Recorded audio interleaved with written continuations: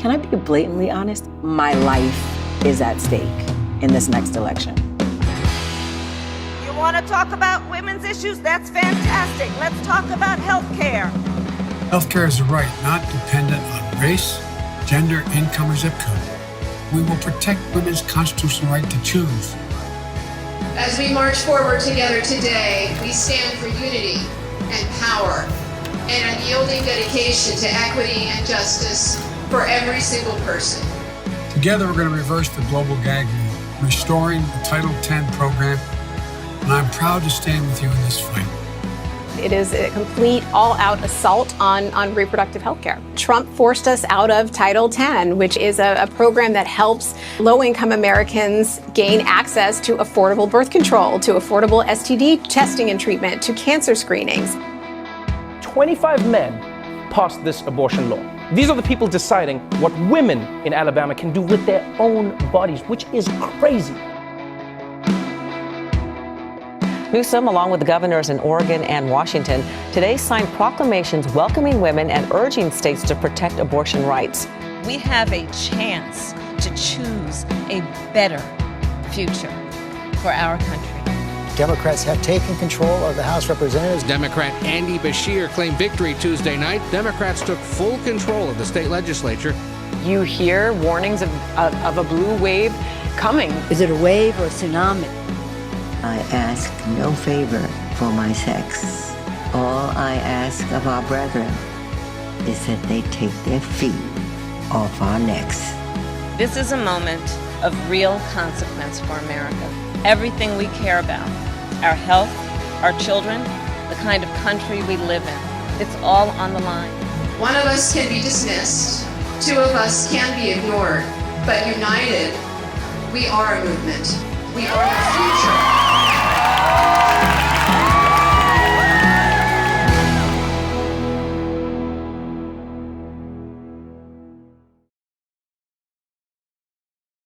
Good evening and welcome to Planned Parenthood's virtual rally, Vote Because Everything is on the Line. I am Jody Hicks, President and CEO of Planned Parenthood Affiliates of California, and I'm so excited to welcome you all here tonight for our first ever virtual Get Out the Vote rally. And we are just 13 days away from what is arguably the most important election of our lifetime. I know it is for me. And I know that we'd all rather be filling up buses and going door to door and attending rallies.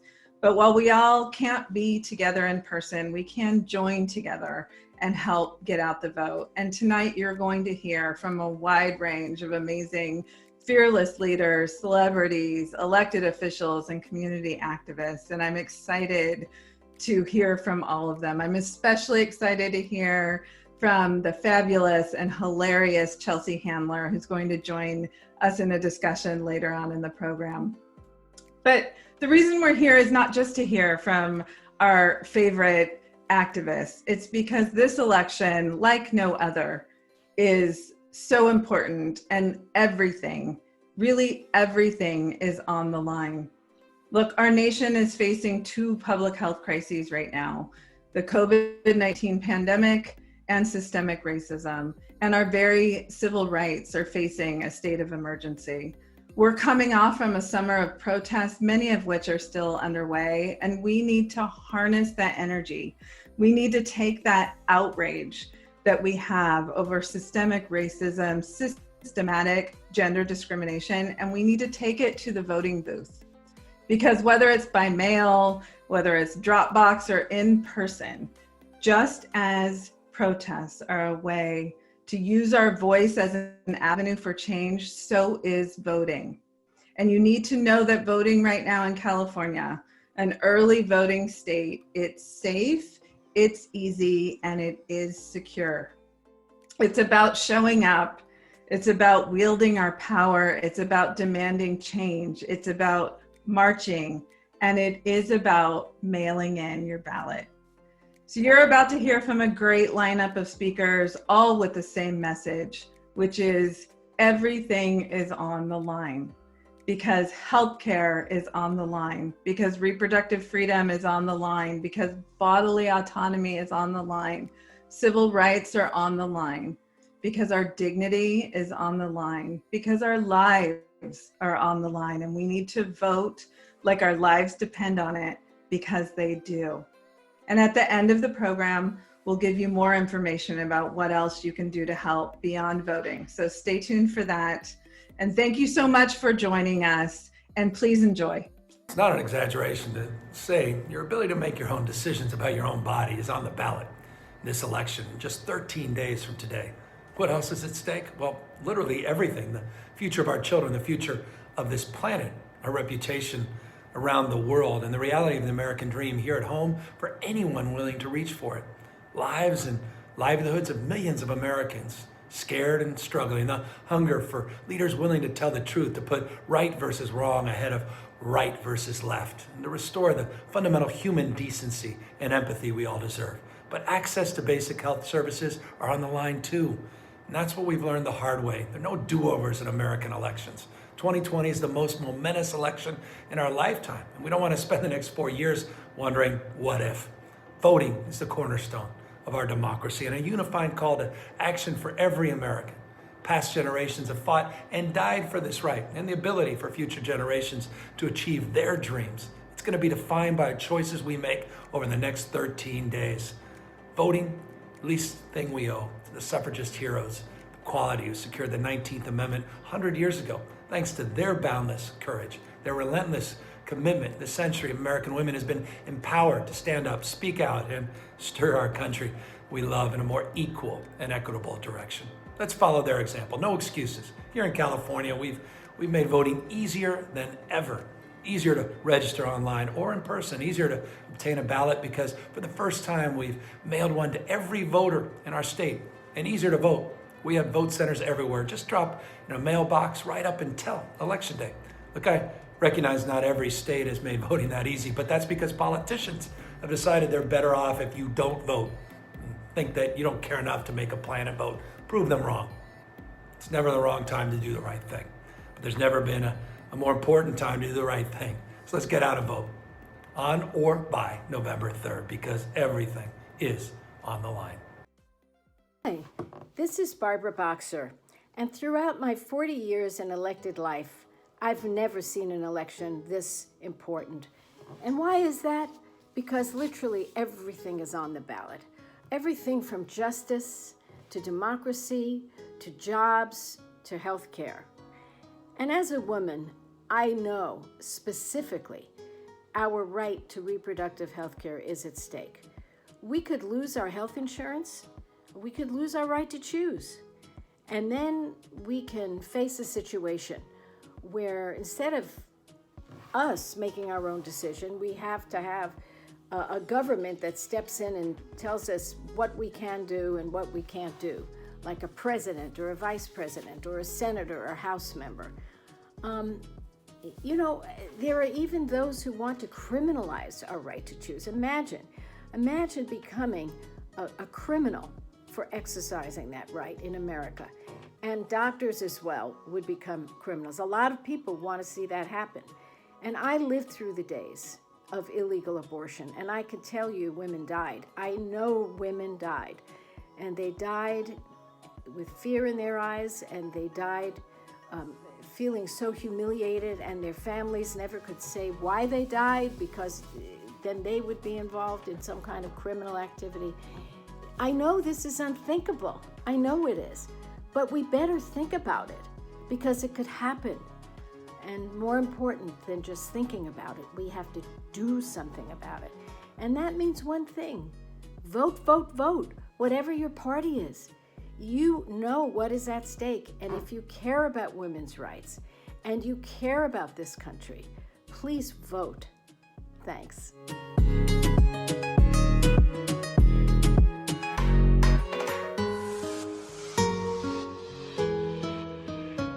Hey everyone, this is Mayor Robert Garcia, and I just want to welcome everyone. Like all of you, I'm a huge supporter of Planned Parenthood, and we have an election of a lifetime.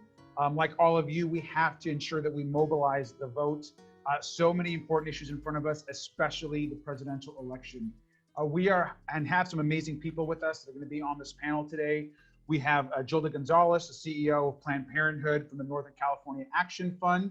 We have Natalie Reyes, of course, who is with Latino Victory and just an amazing national leader within our community.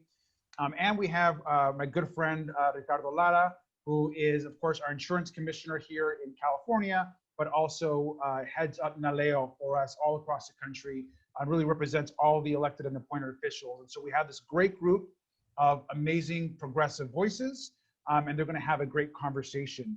Before I turn it over, I wanna also just add that this is a really critical moment for us, not just as relates to voting, but as it relates to health. We have the ability to improve the health of our community. We are in a COVID crisis. Many of us have lost family members, including myself, in this crisis. And so it's important for us to vote and to take the threat in front of us, particularly as Latinos, as members of the Latinx community, incredibly seriously. We have to turn out this vote. It's more critical than ever before.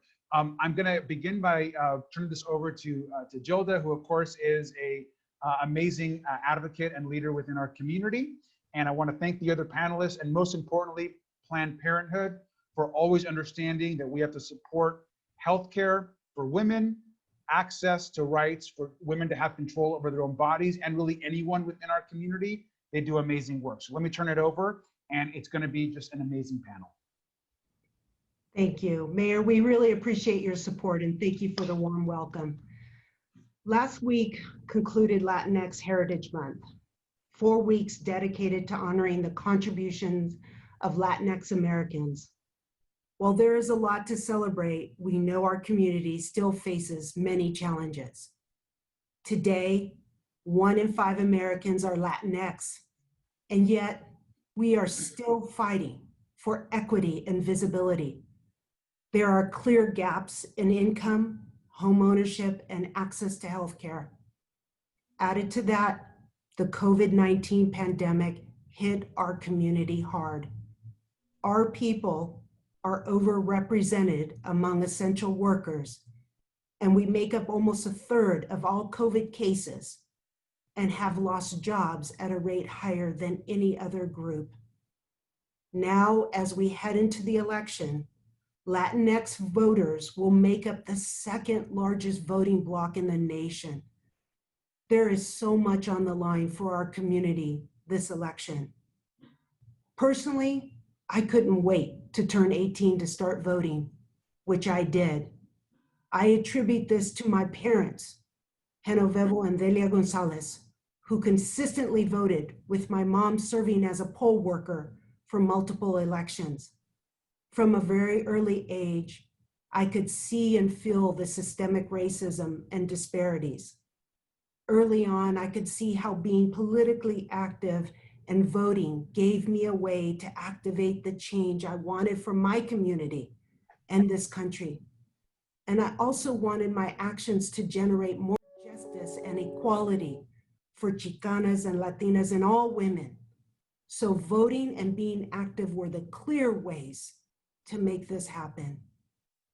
So now I'm interested in hearing from our other panelists and how you two are feeling about the election and what's top of mind. And let's start with first, Natalie, to tell us what do you think is at stake for this election? Oh my God, Gilda. Well, thanks for inspiring us and for that kind introduction. You know, I think everything, simply one word, everything's at stake in this election. Everything's on the line. We are fighting, as a lot of us know, to save our democracy. Everything we hold dear is at stake. Everything. Our families' well-being, our planet, our economic security, civil rights, voting rights, access to sexual reproductive care, our very own lives. That's what we're fighting for in this election cycle. Make no mistake, this is the most important election of our lives. And please, 19 days away from November 3rd, early voting has started in many states, and we need to have a plan to vote. Take 5 friends with you, because if we want access to good jobs, building a robust economy, access to affordable health care, education, immigration, climate change, and just sexual reproductive rights in general, just to save the basic things that we hold dear to our hearts. Voting is the way. There'll be long lines, bring a chair. Might be cold, bring a coat. You might be there for hours, bring your lunch with you. What I'm asking, and we're all asking, is have a plan to vote. Be ready to stand in long lines. If you can vote early, please do. But everything is at stake this election. Agree. Commissioner Lara? Thank you, Gilda. It's great to be here with you and Natalie, dear friends of mine. Natalie is absolutely right. Everything's at stake. But I want to, also talk about the issues that are critical for us moving forward as a country, as a democracy, as a world leader. As California's insurance commissioner, I oversee the largest insurance market in the country, 4th in the world. I oversee the largest consumer protection agency in the country. And what does that mean? And what is being threatened by this administration? Access to healthcare. Access to health insurance for Americans is paramount to getting us out of this pandemic. And I see it every day as people can not pay their premiums for their health insurance, losing their health insurance coverage as they lose their job during a pandemic, which is completely out of control. There is no national strategy.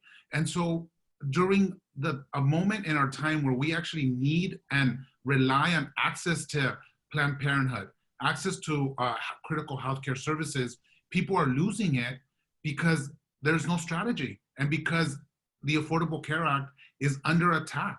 And as you said it, Gilda, Latinos and African Americans are disproportionately affected. Expanding the HCA is a must and should not be attacked during this time or any time.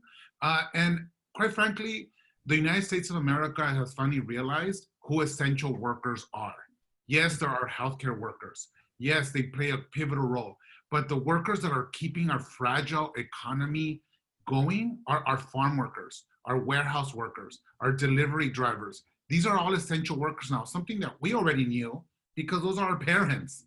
And they play an essential part of our economy who are now being threatened because they're falling ill to COVID and they don't have the luxury of staying home like we are, staying in our home and advocating. And so the other thing key for me is the environment.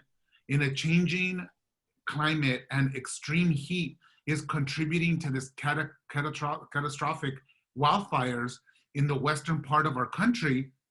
More than half of the damages that we're seeing and the devastation, more than half of that is underinsured or not insured at all. How are Americans going to rebuild in such dire circumstances? We need a president that understands that climate change is real and that the insurance industry must play a role in combating climate change. Robert, my good friend, mayor of Long Beach, introduced me as the NALEO president. I'm proud to serve that nonprofit, bipartisan organization. But as NALEO president, representing all the Latino electeds across this country, our mission is clear. We provide national leadership in key issues that affect Latino participation in our political process, including immigration, access to naturalization, voting rights, election reform, the census, all these issues that, in my individual opinion, are at risk in this current administration. And that's why it is important that we get out, vote, and participate, and make sure that we hold a new administration accountable that looks like us, that speaks like us, that is going to be able to meet the needs of our Latino community and Latinx community so that we can also continue to be engaged. And, I'm proud to be here and join in this important fight of a lifetime. I appreciate both of you. So we have a few minutes left. Can you both share something that you're hopeful for? So let's start with you, Commissioner Lara. I go back to my mom, as you did, Gilda. My mom always says, no hay mal que por bien no venga. And so I'm channeling Dolores Lara's words every day, no matter how difficult it gets. We need to push forward because, California, we've lived through this already in the 90s. We were the most anti-immigrant. We one of the most hateful states, you know, back in the day with all these propositions that, you know, took away all these rights. And look at where we're at now, right? And so the pendulum will swing back. We will once again be environmental leaders in this country. We will continue to protect the woman's right to choose. We are going to expand healthcare for immigrants like we are doing now in California, and the sky hasn't fallen. And so we're going to get to a better place because we have no choice. We're already, ya estamos abajo. No solo queda subir y avanzar, and we're going to do it together. And this is why, you know, we're going to get through this and we're going to win. Okay, I want to say amen to that. Amen, Gilda. Amen to that, Ricardo. You're always so thoughtful and inspiring us every day. When it gets bad, Ricardo's always there to say there's a better day in the future. And I am very hopeful, Gilda. I am hopeful because at Latino Victory, we've endorsed over 86 candidates, progressive Latinos, all across the country, from local to state to the federal government. And so our country is going to look very different come November 3rd, with progressive people at the helm who are going to change our policies and say, ya basta, ya basta. And so we've hit a low point in our country, in our democracy, in our civil liberties. And November 3rd, November 4th will be a wonderful day where we see Latinos and the top of the ticket with Joe Biden and Kamala Harris bringing it home.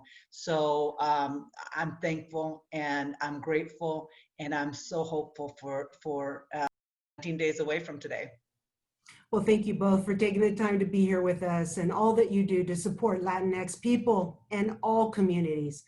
And to our voters, everything is at stake in this election, from reproductive rights, immigration policies, to addressing racial and economic disparities.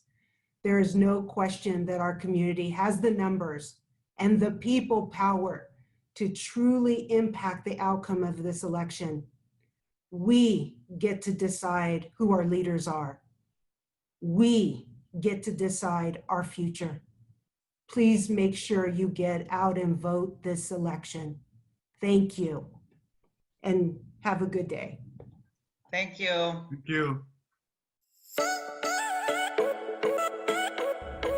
How y'all doing? I'm Madam Gandhi. I'm a musician, an artist, a drummer, and I will definitely be voting in this 2020 election because for me, as Biden famously said, someone's access to an abortion shouldn't be based on their zip code. And the ability for us to make safe choices about our own body and about our own circumstances is radically important to me. I think we deserve to be sex positive. We deserve to be in control of our own choices. We deserve to control our own families. And so I stand in solidarity with Planned Parenthood as we step into this very, very intense election. Please do your part. Please have a plan to vote. Have a plan to get your friends to vote. And have a plan to call your friends who are in the really intense swing states and get them to vote. Much love. Hi, I'm Alyssa Milano here with Planned Parenthood Affiliates of California tonight. And I'm here for the same reason we're all here, tuning in. These are dark times, and we need real change. We are in a state of emergency for women's health, immigrant rights, LGBTQ+ rights, racial justice, voting rights, and so much more. Voting is that first step to change, and I'm calling on all of you to vote in this upcoming election. And then text your friends and family and make sure they are voting too. Because everything is on the line, because gender equity is on the line, because bodily autonomy is on the line, because our bodies, our voices, our freedoms are on the line. So please, vote like your health depends on it, because it does.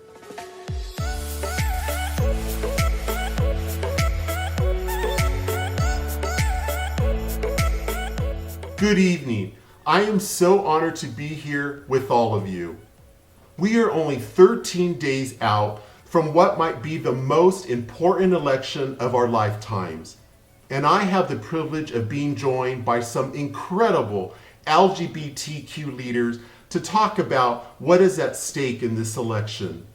We have California Senator Scott Wiener, former Houston mayor and current LGBTQ Victory Fund CEO Anise Parker, and managing director of Equality California, Tony Wong.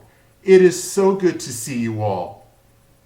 I was recently reading that Mayor Pete said to a group of LGBTQ voters, "Now is the time to vote like your life depends on it." And he's right. Over the last 4 years, our community has been under constant attack. We've had to endure the rollback of Obama-era protections for transgender people, the transgender military ban, the appointment of 2, possibly 3, anti-equality justices on the Supreme Court, and the wide array of policy being ushered in under the guise of religious liberty that in reality allow for the discrimination and the further marginalization of our community in healthcare, housing, and public safety. And we all know that isn't even close to an exhaustive list of the attacks on our community. On a personal level, I want to thank our panelists and guests for joining us this evening for this important discussion.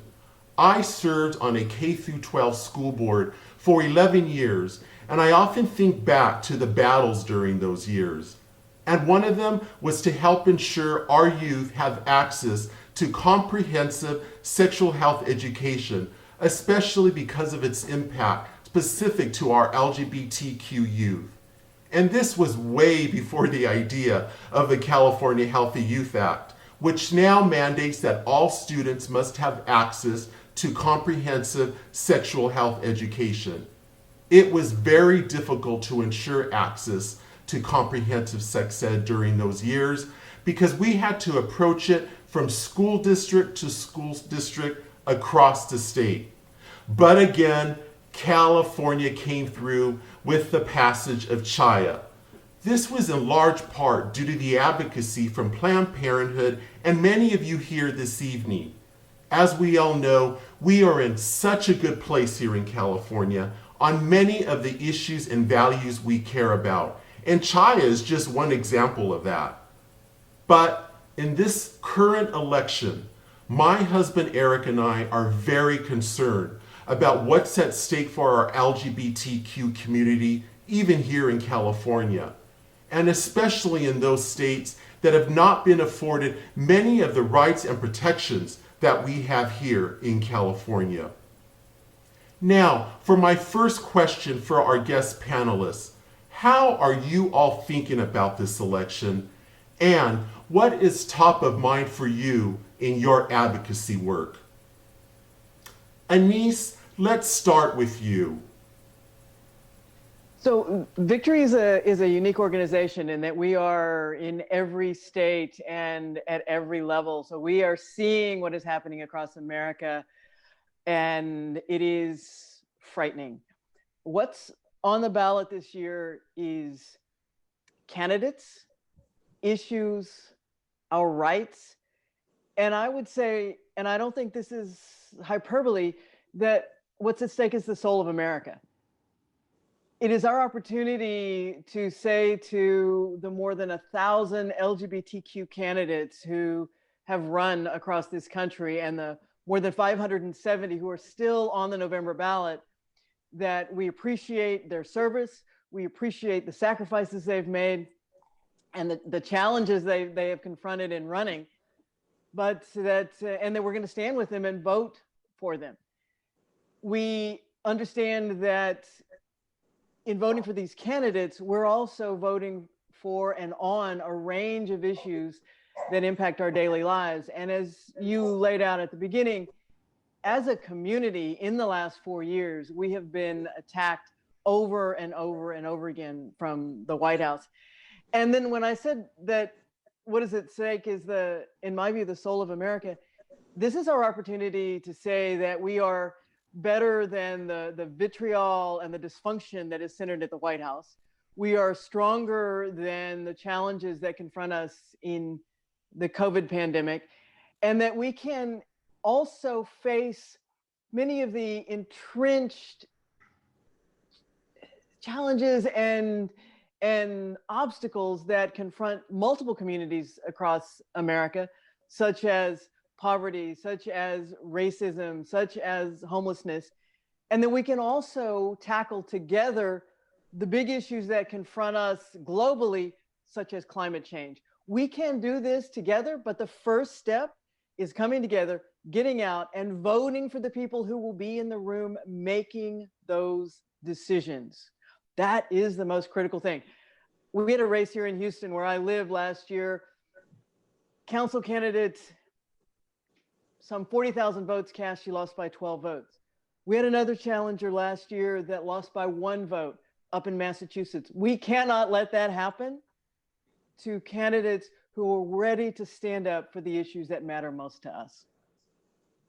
So, Equality California represents nearly 900,000 members across the country, with obviously a big emphasis here in California and through our affiliate, Silver State Equality.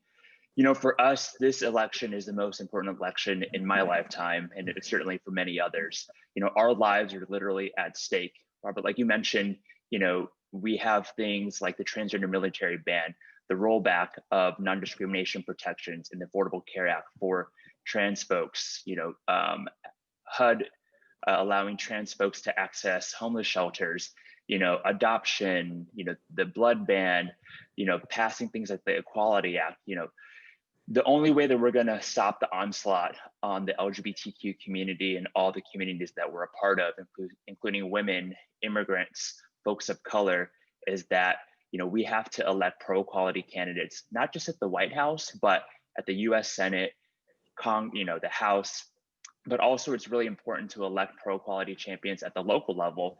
We have folks like Senator Wiener here on the call, who is a champion for our community in the state legislature. And these local candidates really matter. School board, Robert, like you mentioned, to implement these laws that we've passed here in Sacramento and other state capitals, that really falls to local jurisdictions, to making sure that, the LGBTQ community is protected at the local level. So, for us, it is really important that we turn out the LGBTQ community and our allies up and down the ballot to ensure that, we come out and vote.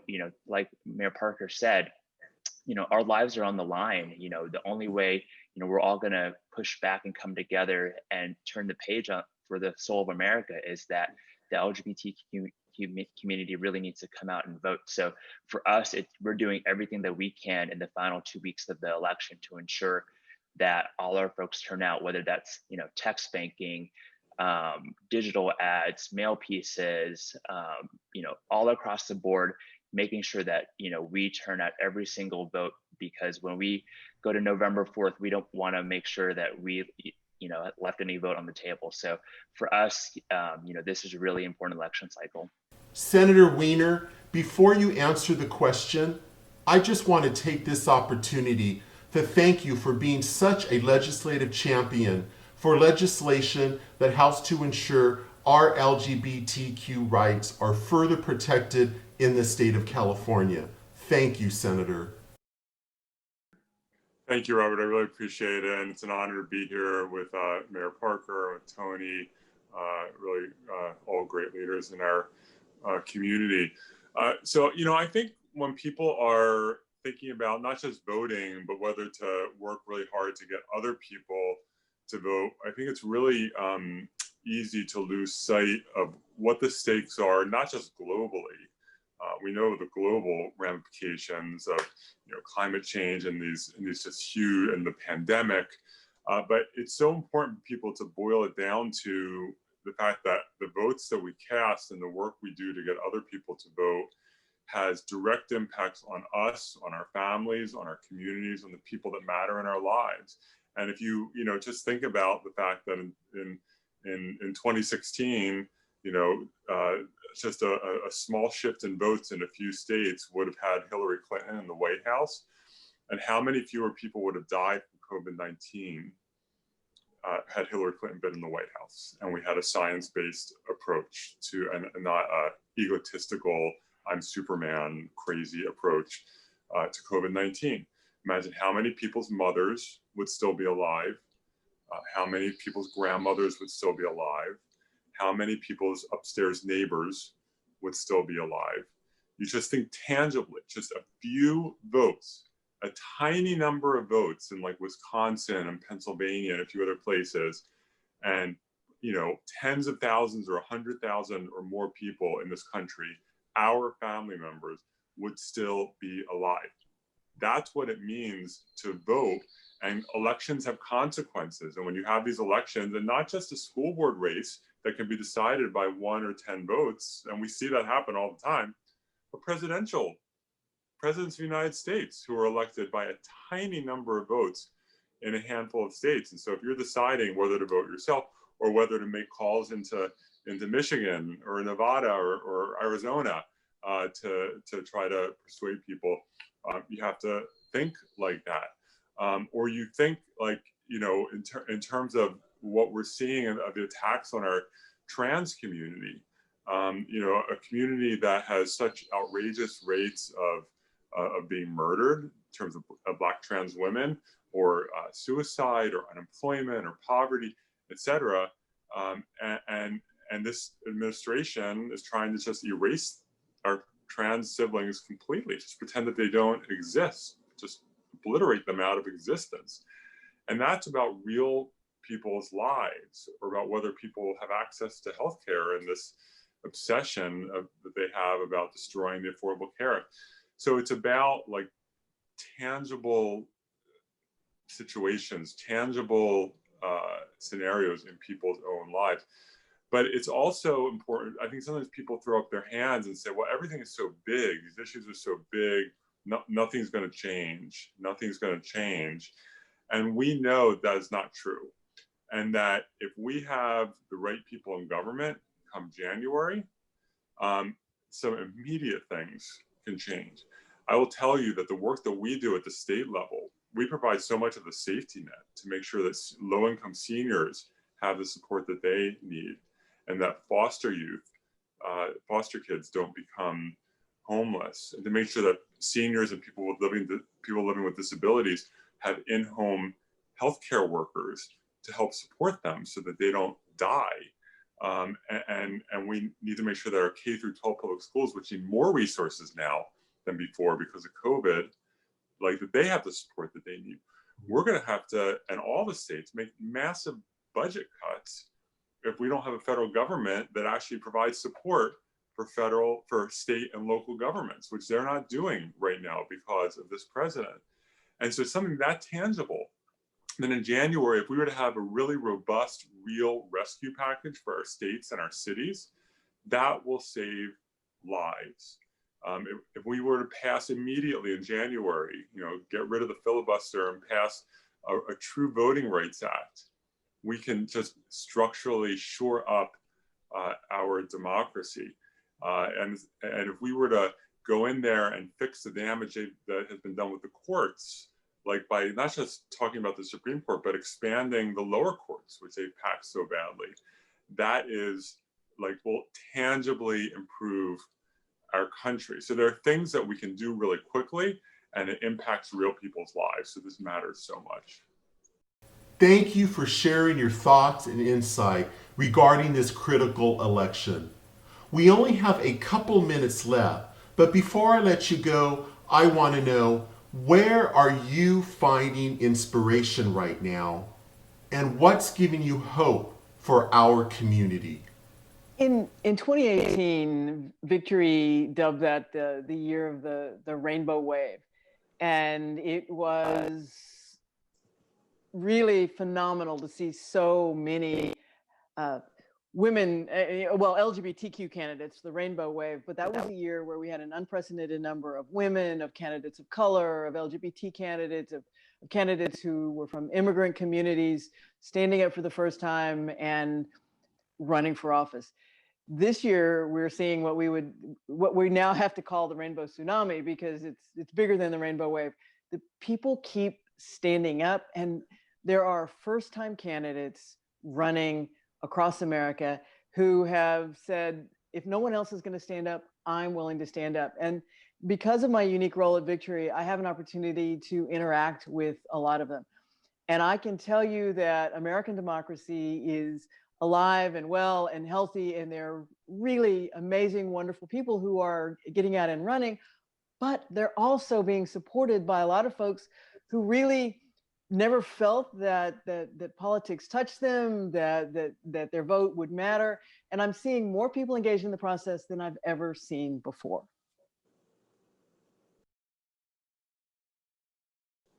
I think for me, it's two things. It's one, the great diversity of LGBTQ candidates running here in the state of California. We have the chance to make some history with having two queer women of color joining the state Senate. Up in Sacramento, we have the chance to have the first openly gay mayor down in San Diego. And you're having folks, running in rural areas, like folks in the Central Valley running for local office, and having, the great diversity of our community running and stepping up to the plate for elected office is really inspiring to me. And then I think secondly, having people that have never been civically engaged, spending every waking moment, writing postcards in swing states, phone banking, text banking, doing what they can to making sure that people all across this country get out to vote is really inspiring, because this means that we have a new generation of folks that will be plugged in into the democratic process, and that that's just great for America moving forward. So those two things are really giving me inspiration in the final 2 weeks. Yeah, it's really just the breadth of the engagement, and we've seen this really since 2016, but it's really accelerated now. People have never been engaged before, and also one thing that I think is different this year than 4 years ago is people understanding that we all supported, different candidates in the primary, and everyone, wanted our candidate to get the nomination, and you're always disappointed when you don't. But in the end, we have to unify, and if we don't unify, that's how, the Donald Trumps of the world are empowered. And unfortunately, in 2016, that didn't really fully happen. And I think this year, a lot more people understand that this is a matter of life and death, and that people can't let their own ego get in the way of whether people live or die. That's not acceptable. And I think more people understand that now. And so we have much more unity. Well, I already feel a bit better after sharing this time with you all. I think it's so important that we remember we have fought this fight before, and we have tasted victory. We have made tremendous strides in the 50 years since the Stonewall riots, and we will not go back. The late Harvey Milk said, "Rights are won only by those who make their voices heard." Make your voice heard this November by getting your ballot in. Mail it in. Take it to a drop box. Go vote in person. Choose the method that works best for you. But please make sure to vote. Recently, I saw that a shocking 1 out of 5 queer adults are not registered to vote. If you are watching and this applies to you, there is still time. In California, you can register in person up until November 3rd. Find your nearest vote center and get registered. Remember, this election is our opportunity to demand change, to stand tall and say we matter. Thank you. Now let's do this together.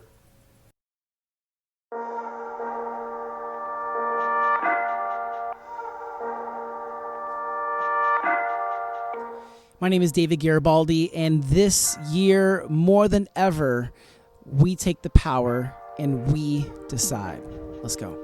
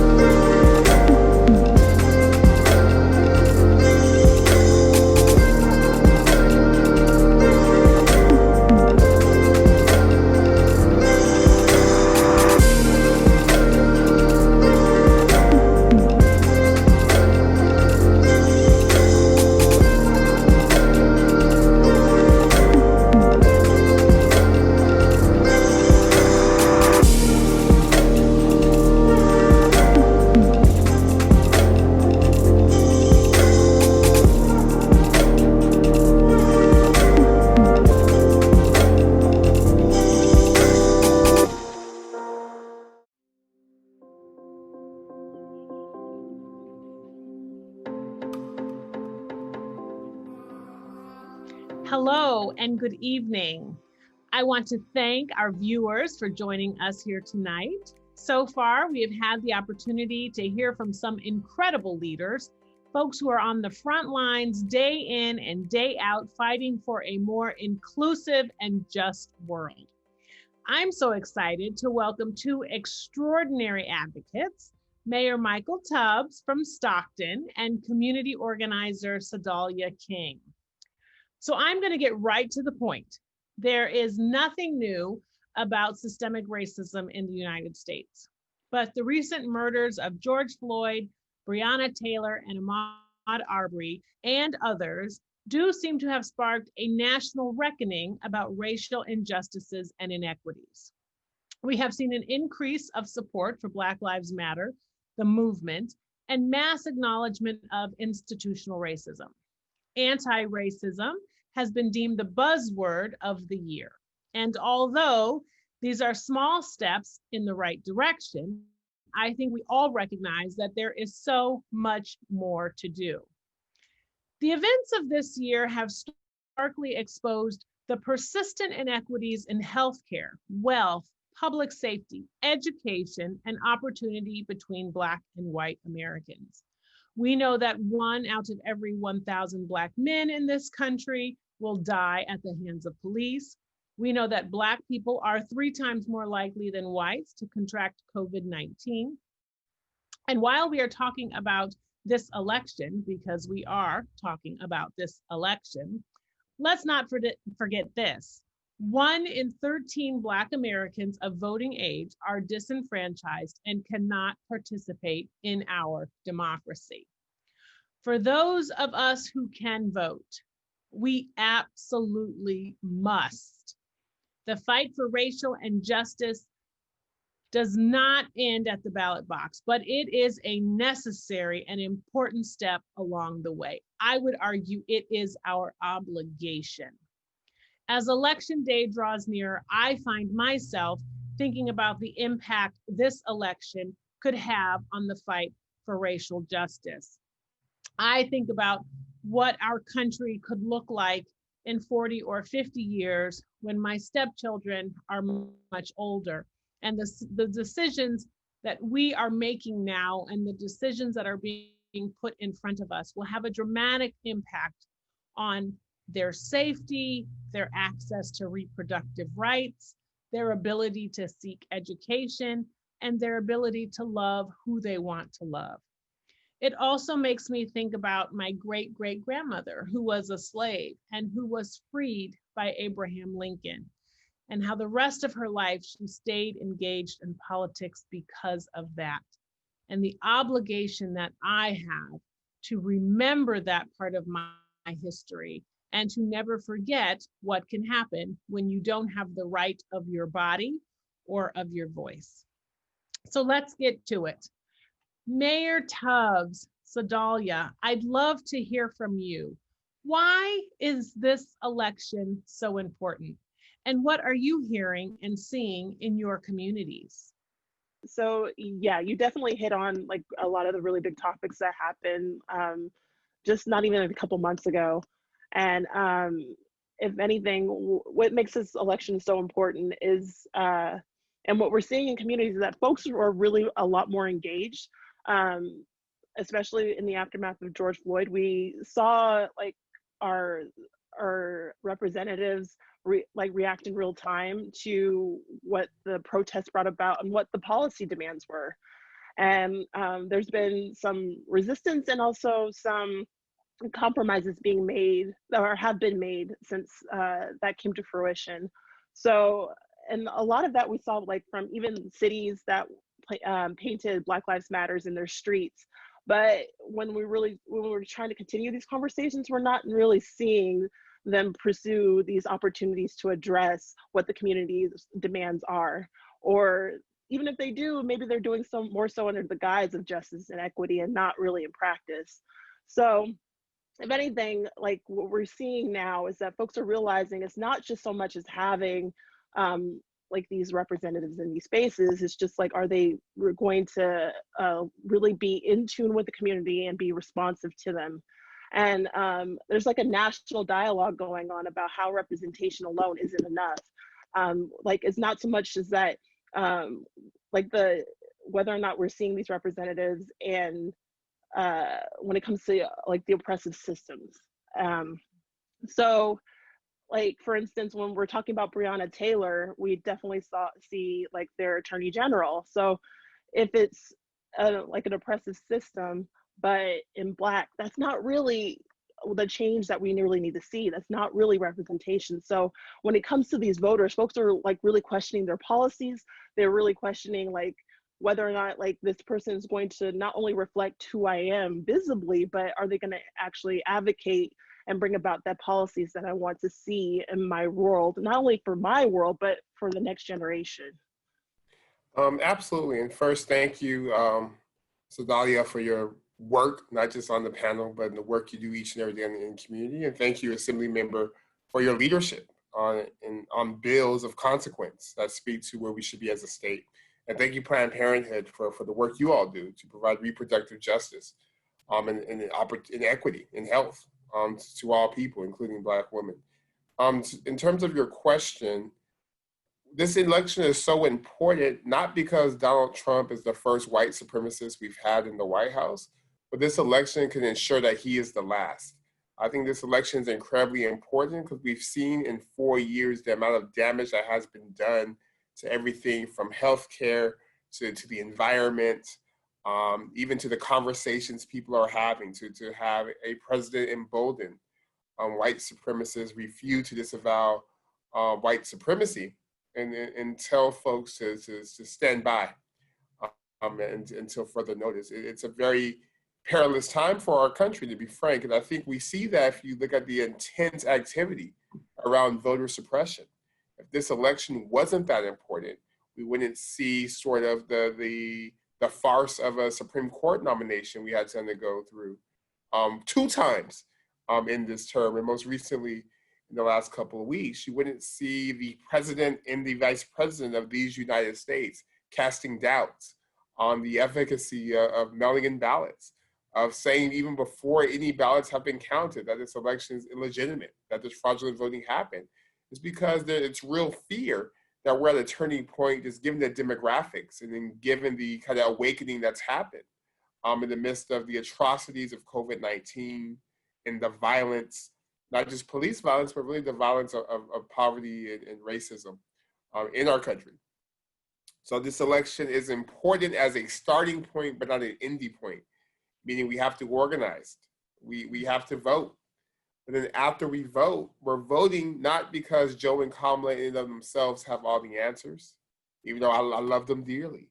We're voting to create the terrain where organizers like Sadia can do their work and push, but push on terrain that's familiar, push on terrain that's friendly, push on terrain that's listening, and that can be pushed to create the communities we all deserve.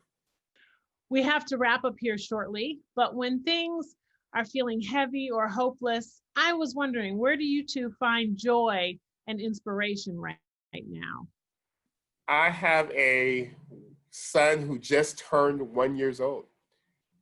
So he was, first year of life was in the midst of this, and just seeing this Black boy with all the potential in the world, with a brilliant smile, a sense of self, a spirit that's light. It's just like he just deserves so much more.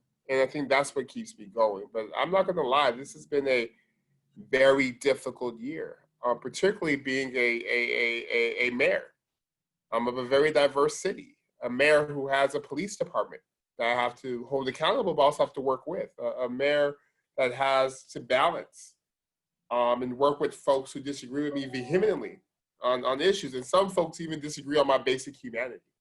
And just seeing kind of the ravage that COVID-19 has caused to everyone, but particularly to communities of color, particularly to Black people and Black businesses. To see, I'm only 30 years old, so my whole adolescence, teen years, and adulthood has been marked by Sean Bell, Trayvon Martin, Troy Davis, Breonna Taylor, Sandra Bland, Michael Brown. I've been planning protests and rallies about these things since I was 18 years old. And it's like, well, is it going to get better? It's what's changed between now and 2010 or now and 2014. So that's kind of the emotional and pessimistic part. But I'm also optimistic. One of my mentors is Mary Wright Elderman from the Children's Defense Fund. And she told me that it's a privilege to struggle for justice and that you're in a long line of folks, of angels who have been on this earth, who have pushed and made us better. Pushed and made us better with even less opportunity than exists today. And I think that's what gives me the optimism, and also seeing just the amount of people who took to the streets this year. And the protests looked different from the protests I was in college, because they were diverse. It wasn't just Black people protesting, it was everyone out in these streets saying, no, Black lives matter. No, human dignity is important. No, we want to have a system of true equality and liberty and justice for all. So a mix of emotions, angry for sure, but also optimistic that this time we're going to get it right and we're going to do the work to make sure that's so. Yeah, actually, I would piggyback off of a lot what Mayor Tubbs just mentioned. If anything, I feel what kind of is getting me past or get me by is reflecting on history and then also seeing it practiced out in art. And so one of my really favorite shows right now is Lovecraft Country. It's on HBO. And see, Mayor Tubbs loves it too. We just started watching it. It scares me, but it's so deep. It's so good. And if you like that one, I don't know if you watched it. It was last year's Watchmen. I haven't watched that yet, but so good, so good. Watchmen ran so then Lovecraft could fly, like real talk. But it just does such a really great job using art to talk about like this untold history of the Black experience in America. And both of them like center a lot of the story on Tulsa, Oklahoma, and the burning of Black Wall Street.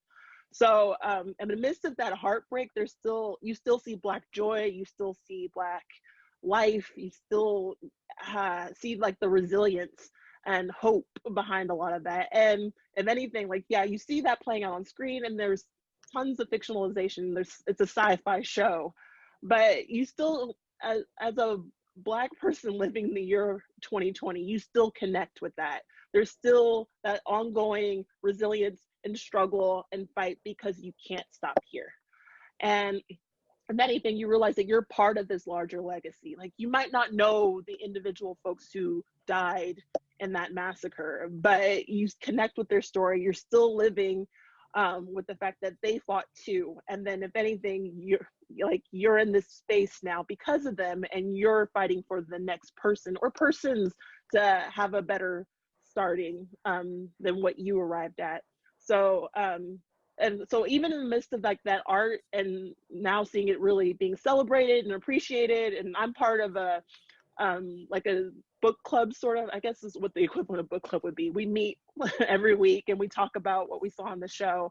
But like small organizing like that, that's more social and community focused. But even when we're talking about the larger piece of this election, we're seeing young people organize because they're learning this too, and they're seeing it, and they're seeing what's going on now. And if anything, they definitely realize that there's some struggle and like the adults like trying to fix this. So we're starting to see like our young folks really organize and trying to push their own agenda, because this is their future that they're fighting for. And we also owe it to them to be responsive to that. So like through art, through hope, through justice, through resilience, that's sort of where I find my happy place, and seeing the future hold a lot more promise. And let me just jump in and say, I think what trips me up about Lovecraft is that even with all the horrors, even with the paranormal, even with demons and witches and ghosts, racism is so insidiously horrific and terrifying. I literally was watching, I was like, oh my gosh. Yep. Like, just living with such racism is actually terrifying. This is actually a horror film. It completely is. And I believe it was the first episode, and they had they either had to go outside and face the monsters or possibly stay inside and face these really racist officers. And then, if anything, I was like, and it was like in the midst of the George Floyd bit too, or I was reflecting on George Floyd. I was like, wow, it's sort of like either you stay home and deal with the pandemic, or you go out, or you go outside and deal with the pandemic, or you just kind of twiddle your thumbs or whatnot. But it's just like sort of that damned if you do, damned if you don't, like whether or not you choose to engage, especially since COVID disproportionately affects the Black community. And then do you risk that for fighting for justice when it came to George Floyd and Breonna Taylor? Like, there's just so many pieces from that show that just lands on just the experience that we're living through today. I mean, when I feel overwhelmed by the daunting task before us, talking to folks like you, my heroes and my sheroes, you know, out there doing the hard work and on the front lines, it re-energizes me. I don't know if y'all have seen Lizzo's Billboard music acceptance speech from the other night, but I wanted to share her incredible message. She said, "I've been thinking a lot about suppression and the voices who have refused to be suppressed. And I wonder, would I be standing right here now if it weren't for the big Black women who refused to have their voices suppressed?" Two snaps, Lizzo. When people try to suppress something, it's because that thing holds power. People are afraid of your power. I think some people are just afraid of Black women, but that's for another discussion. There is power in your voice. So whether it's through music, protest, or your right to vote, use your power. Use your voice and refuse to be suppressed. We have days until the election, 13 days. So if you haven't sent in your ballot, you better do it today. Do it now. And if you have forgotten to register, you have moments. Don't worry though. In California, you can register up until election day. So please find your nearest vote center and get registered. This election is our opportunity to make big changes on the local, state, and at the federal level. Don't sit on the sidelines. There is just too much at stake. Please vote. Thank you. Hi, everyone. It's Alexis McGill-Johnson with Planned Parenthood Action Fund. We have got to win this election, and there's only one way to do it. It's not by talking about it. It's not by tweeting about it. It's by doing the damn thing and voting. So fill in your mail-in ballot now. Mail it in before November 3rd. And once you've voted, make sure your friends and family have too, because there's someone out there that only you can get through during this election. They're not listening to political ads. They're listening to you. Whether they're in Florida or Pennsylvania or right here in California, you have the power to help them vote. We have to vote like everything is on the line, because it is. Our bodies, our health, and our future depends on it. This election, we decide. Hi, my name is Cecile Richards. I'm former president of Planned Parenthood. I just have one simple message today, which is please go vote. Everything that we've all fought for our entire lives, voting rights, women's rights, civil rights, reproductive rights, LGBTQ rights, it's all on the ballot. So please, make a plan, go vote, take your family, take your friends, take your posse, but for goodness sakes, please go vote. And once you do, you'll feel a lot better. Thanks. Hello to all my friends out there on this frightful October month. I'm Saturday Night Live's A.D. Bryant, or maybe you've seen me on my show Shrill on Hulu. Good prop work, huh? Well, I wanted to talk about something that's very spooky. You know, Halloween is right around the corner, so we're all feeling very scared. But perhaps the greatest fright of all is the idea that abortion access is on the line. And I don't mean to make light of this. I'm very scared, very scared, very scared. But all I can do is put my pumpkin energy into making this happen. I am so scared of the ghouls and the goblins and the racists, or haunted by people who don't believe in science. So please get out there and let's do what we gotta dang do. Don't make me bring more candles and spooky prayers, ghosts, goblins, ghouls, and delights. Please, witches, come on out. Do your best. We gotta win this. Bye. I stand with Planned Parenthood because I want my girls to have access to birth control behind my back one day. I stand with Planned Parenthood because I believe that all women should have the right to reproductive health. Hi, I'm Mae Whitman, and I stand with Planned Parenthood because I believe that everyone deserves to feel safe, supported, and respected when it comes to their health, their body, and their decisions. Hi, I'm Aisha Tyler. I stand with Planned Parenthood because every woman deserves the right to be the architect of her own destiny. Hi, I'm State Senator Henry Stern. And I'm Henry's father, Daniel Stern. And we're voting because we don't want to live in a handmaid's America. We're voting because women have the right to choose, but it is not just women's responsibilities to protect those reproductive rights, it's men's too, fathers. And sons. So if you're home, cooped up, feeling powerless, get out of the house and go vote. Or don't get out of the house. If you're like me, just stay home alone. Vote by mail, it doesn't matter, just vote. Either way, you gotta get it done. Everything is on the line. Everything is on the line. Wait, that was everything is on the no. Everything is on the line. Everything is on the line, but you gotta say it with me. Okay, let's sync it up. Everything is on the line. Everything's on the line. Father-son duo, which is over. Okay, 1, 2, 3. Everything is on the line. Well, let me think. Vote!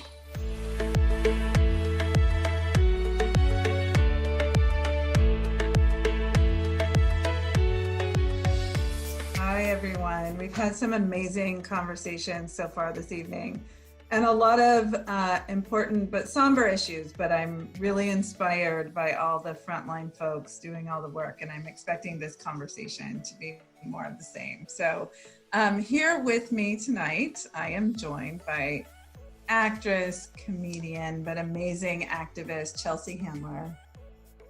Also, Norvese Flint, the Executive Director of Black Women for Wellness Action Project, and our own Kelly Robinson, the Executive Director for Planned Parenthood Action Fund. So thank you all. It's really nice to see you. Thanks for joining us. I'm excited to talk with you all. As you know, our virtual rally tonight is Vote Because Everything is on the Line. Excited to talk to you about reproductive health and reproductive freedom and what it means for the vote this year. I think, you know, we all knew that it was at stake and everything is at stake, but certainly this issue is at stake a while ago. But with the passing of Justice Ginsburg, I think we all feel that really heavy weight. You know, I'm not gonna lie, the confirmation hearings this week has been a lot. I had to have a blankie while I watched them. So there's a lot going on, and we've also witnessed what has happened with this administration in terms of our birth control being at risk, in terms of forced sterilizations that we've had to hear about, 400 state restrictions placed on abortion. It's just a lot. But I think if we can remind everyone tonight how important it is to get out the vote, but also talk about the personal part of it, because I think personal is political. I have 2 daughters. For me, it's really just everything. And I talk about this election, especially with Justice Ginsburg, that hit me was how it affected all of the generations. You know, I say my mom cried the same way that my 30-year-old daughter cried that night, and how it affects me, how it affects my daughter, how it affects my mom. So for each of you, what I want to ask is, what brings you into the fight of reproductive freedom, and what role does voting have in these fights? You know, why are you voting, and why is this important? So we'll start with Chelsea, and thank you again for being here. Well, thank you for having me. It's a pleasure to be in everyone's company. Reproductive rights are about, first of all, equality, gender equality. And I am so passionate about this election and using your voice to be heard, because I think after 2016, women have come together in a way that we haven't seen before. And we realized and understood a little bit late that we're stronger together, and that Black women have been voting in their best interests all along, yet white women have been voting against their best interests and our own best interests. And I think there's a unified front that we've discovered in, you know, the terrible tragedy when Donald Trump was actually elected president. You know, who knows if he was even elected president? I'm sure we'll find out one day what the hell happened. But in the meantime, I take a lot of pride, and it gives me a lot of hope and optimism to see how far we've come in these 4 years, and to see how hard people are working to make sure that your vote is counted, and to see all these people working on all these different campaigns, and all these Congress people running and having to rerun for every 2 years, and all the work that goes into each election, and how hard it is for all of these people that are poll workers, that are poll watchers now. Although we're not giving them the same credit that we're giving the poll workers, to be clear. But all of these people and the people that came before us to fight so that we could use our voice, it's disrespectful not to go out and vote. It's disrespectful not to go out and vote for the rights of women, all women. We're all in this together. And I've spoken publicly about my abortions when I was a teenager, and I will never stop talking about it, because 1 in 4 women will have an abortion in their lifetime. So it is imperative that we are banded together for life now, that we all act in each other's best interest. And when you're someone like me, you have a responsibility with a large platform and extra attention. You have a real responsibility to make sure people are aware of all of the issues, and to look around at the people that don't look like you and understand where they're coming from and what their lives are like, to not just be insular and not to just think about your life and your family and your kids. Think about the world. Think about us as a collective. I'm optimistic about November. I mean, I'm scared shitless, but I'm also optimistic and hopeful, because I think I think women are coming in hot. Thank you. We so appreciate you. I like to say that we've been training since that first Women's March in 2016. For sure. We've been doing the work. So Norbese, same question to you. Yeah, I think about, and when I try to think about like what brings me to this work, I actually don't know like how I could not have ended up in this work. It is so deeply important to the work that, to the lives of Black women and girls, of looking at what reproductive justice is.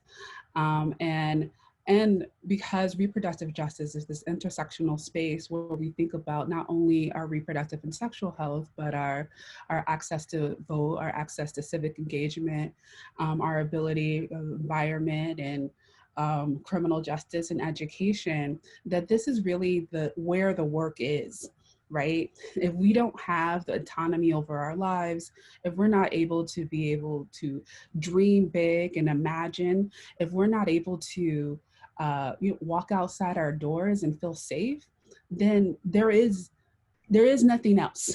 So this work is essentially, for me, is deeply important, but all the work that is, I feel like I don't want to say spiritual work, it is the work that is needed for us to be able to live free and joyful lives.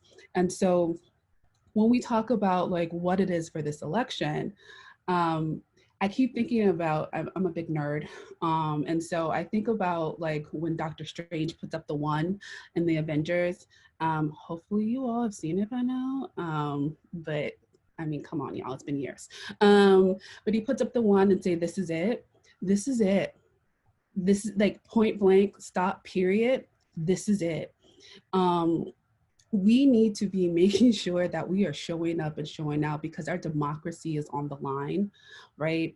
Anything from you being able to get healthcare to who you love is on the line right now. And we need to be serious about this and know that not only if we win everything, right, we take everything in this election, right, and we need everybody to do that, there is still hella work to be done, right? And so we also are, I think of this as the one step to thinking of what it means to actually transform America into the place that we hope and wish it always would be, but had never been for Black women. And that is where I am looking at and where I see this election as a transformational spot where we can say, this is where we decided that we would be better, that we would actually look to see what it means for us to be a more perfect union, for us to think about equity in ways that we haven't thought about it before, for us to dream bigger and dream in ways that we have never seen. And this starts right now, but that is all a jeopardy if we don't get out there and vote. So it is deeply important. People have fought and died for this space. And like, it is for me, the one thing that we need to do is to show up and show up before November 3rd. November 3rd, your last day, not your first day. Wow, I love that. Thank you so much, Kelly. Y'all got me fired up out here. I'm glad I was on mute because I was hollering, because there's just an urgency right now, right, that Chelsea and Norbese are talking about. And I also just want to underscore that there's a joy right now that we're fighting for too, because by winning this November, and like Norbese said, that's the last day, that's not the first day that we can go out and do our duty to vote. But by winning this year, it opens up new opportunities for what's possible, right, in this fight for reproductive freedom.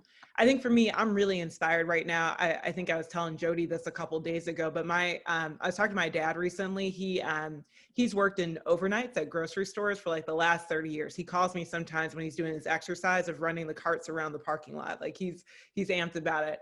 But I was talking to him and he was telling me that, you know, at work, they're starting to call him essential, right?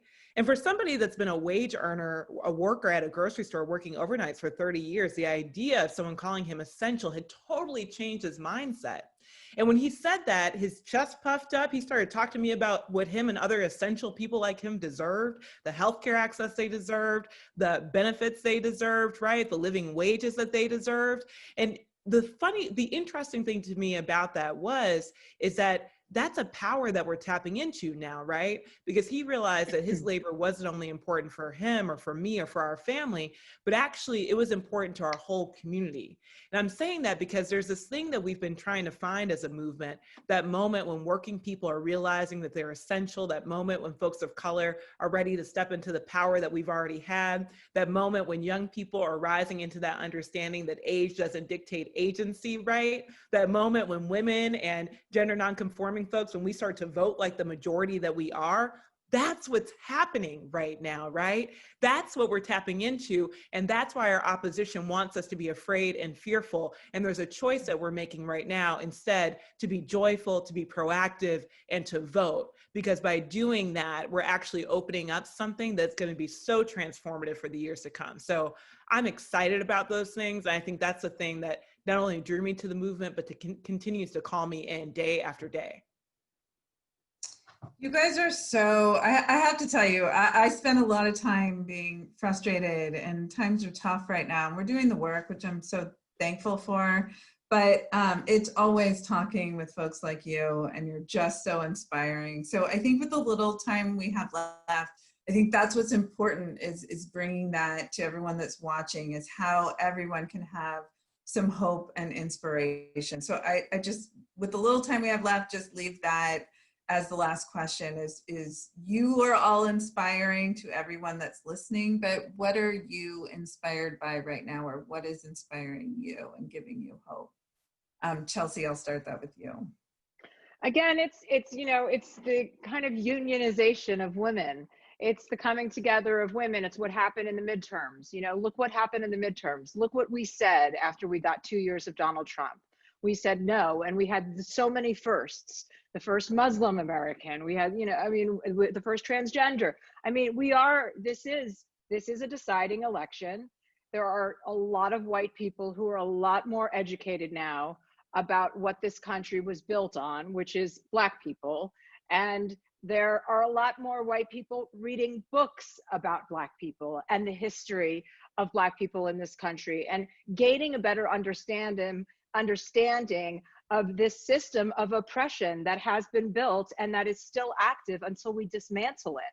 So that inspires me. My white girlfriends who 2 years ago wouldn't even say the word white privilege now say it commonly, and they want to talk about it, and they're not scared to talk about it, and they want to be active, you know, they want to activate, and they're not in the phase of feeling so sorry, you know, the white fragility that we talk about. People are in actionable states now. They want to make change. And so, yes, this is optimistic. America has a reckoning.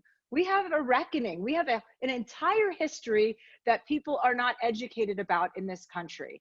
And it's coming, you know, and that's optimistic, because then we can finally be this place called America that was, you know, built on this idea of democracy and freedom, and actually become that, you know, instead of having a history that we kind of talk about and we kind of don't. We have to have a reckoning. We have to have reparations. We have to do better. And this election is going to be that. And so, yes, I'm optimistic about my conversations with white people. That's what I'm optimistic about. I love that. Thank you so much. Norbese. Yeah, and thank you for having those conversations, Chelsea. Make less conversations I need to do. So yes, two snaps for all of that. Okay. So all right, what personally inspires me, again, I'm about to show my nerd badge, Star Trek. And you're like, what is Star Trek? One of my favorite things of watching Star Trek, I'm a Next Generation fan for all the folks who are thinking in their head, is that they had figured out how to live together, right? The issues that we had in Star Trek were like, how are we going to deal with this other planet? And like, oh, these big things, and the more kind of like romantic things and conversations, but it wasn't about racism, right? What happening within our planet, because we figured that out. And it gave the ability to also have folks be who they are. One of the stories I talk about very often is Geordi LaForge, who is a blind Black man who was the chief engineer, right, of a starship, right? They didn't change that he was blind. They didn't change that he was Black. He was in the future, right, which is really important, right? And they figured it out, and he was doing the damn thing. And so that is what inspires me every day, that I know that we can be better, and we have imagined better than what we are right now, right? And I fight every day to see something that will every day for maybe not me, but generations forward from me down the road, be able to see and feel and understand joy, that what Kelly was talking about, right? And understand to be able to thrive. And I know the potential for us. And so that is what gets me up in every day, that what I do right now might not pay off for me, but it will pay off for somebody down the line. And that is what I'm looking for, that someday some girl or gender expansive person is running through and thinking that there is nothing that can stop them from being their best selves. Well, Jody, we could do a whole panel on Black futurism too, just to talk about how that's shown up this cycle. But so good. I mean, I'm inspired by some of the same things. Like Chelsea said, we're in the middle of a reckoning, but the thing that sticks with me is that with reckoning always comes transformation, right? There has to be disruption that results in change. And we're just in the middle of that right now. The other thing that gives me a lot of hope is kind of pulling from what Norbese said, that we're living in a future that was supposed to be impossible in so many ways, right? I mean, I think about 2017 when Paul Ryan and that new Congress said, you know, the first thing that this Congress is going to do is quote unquote defund Planned Parenthood and repeal the Affordable Care Act. And with having no institutional power, but through the power of the people, we stopped that effort. And yet we are still standing here today because of the fight that we put in. You know, folks were saying, you know, we can't do a basic wage for folks. Yet during the COVID crisis, we sent people the resources that they needed to survive, right? There are things that are happening now that we once thought were impossible just because we're having to reckon through this crisis. So I'm excited by that because I think the next step of it is for us to get the right people in office that really do speak to the values of the communities that they serve so that we can proactively get to the change that people need, right? To start to imagine things that are bigger and bolder than any generation could have thought of before. That's what we're fighting for. And the first step, right? It's not the last step. The first step is to make sure that everybody watching does all that they can every day that they can to ensure that they and everyone that they know gets to the polls and votes. And then after that, the fight continues, but it's a more joyful fight. It's one that can really result in freedom for all of us. Oh, thank you all so much. Thank you for using your voices. Thank you for using your platforms to encourage others. Thank you for continuing to talk about gender equity and bodily autonomy. It's just so important. And I love that we're ending tonight on, our message was vote because everything's on the line. I love that this panel took it a little step further and said, no, we're reimagining what is going to be greatness. And we're going to transform these next couple of years into what we want and need it to be. And we're not gonna just keep fighting to hold our space. We're gonna fight for the futures of everyone. And I love that. And all of us using our power to demand change. It's a great way to end the night. Thank you all so much for being here. And I wish you well in the next couple of weeks and on to victory. So thanks so much. Bye, girls. Bye, everyone. Thank you. Fight win. Wow, what a night. What an exciting night.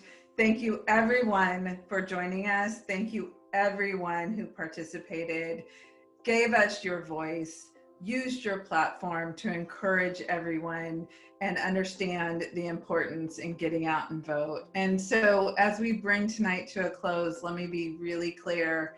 It is time to use our power to demand change and to make your vote count. Make sure you know your options, make a plan to vote, then ask 5 of your friends to vote, then ask 5 of your family members to vote, then call everyone you know out of state and make sure that they have a plan to vote, because this is going to take all of us together. We are stronger when we're together. And we know 2020 has been a long year. We've had changes to our world, changes to our daily lives. And it's hard and we're tired, but we have 13 days left, and it's critical that we all wield our power and we all vote. And lastly, volunteer and donate if you can. There'll be information at the end and in the comments about how else to get involved. And with that, we're gonna end tonight with an exciting performance by Julia Rebus, Kay Siebel, and Amy Lynn Williams of the UCLA Musical Theater Class of 2022. It's gonna remind us all that the time is now to vote. Thank you so much for joining us tonight. Everything is on the line. And when we vote, we decide our future. Thank you so much. Vote, vote, America. Vote, vote, the time is now. November 3rd, vote, decide who wins this America. Go out and vote. I've been reading Common Sense by Thomas Paine. I got national elections on my brain. You want a revolution, I want a revelation. So how you gonna change the nation? We hold these truths to be self-evident, that all men are created equal. And when you vote for president, you get to pick who participates in the sequel. Vote! Look around at how lucky we are to be alive right now. Look around at how lucky we are to be alive right now. History is happening and our voices can be the action you see. So raise your voices and vote. Come on, raise your voices and vote. Cause I've been reading Common Sense by Thomas Paine. I got national elections on my brain. You want a revolution, I want a revelation. So how you gonna change the nation? We hold these truths to be self-evident, that all men are created equal. Look around at how lucky we are to be alive right now. History is happening and our voices can be the action you see. So raise your voices and vote. Come on, raise your voices and vote. America, the time is now. November 3rd, decide who wins this. So take a little time and vote.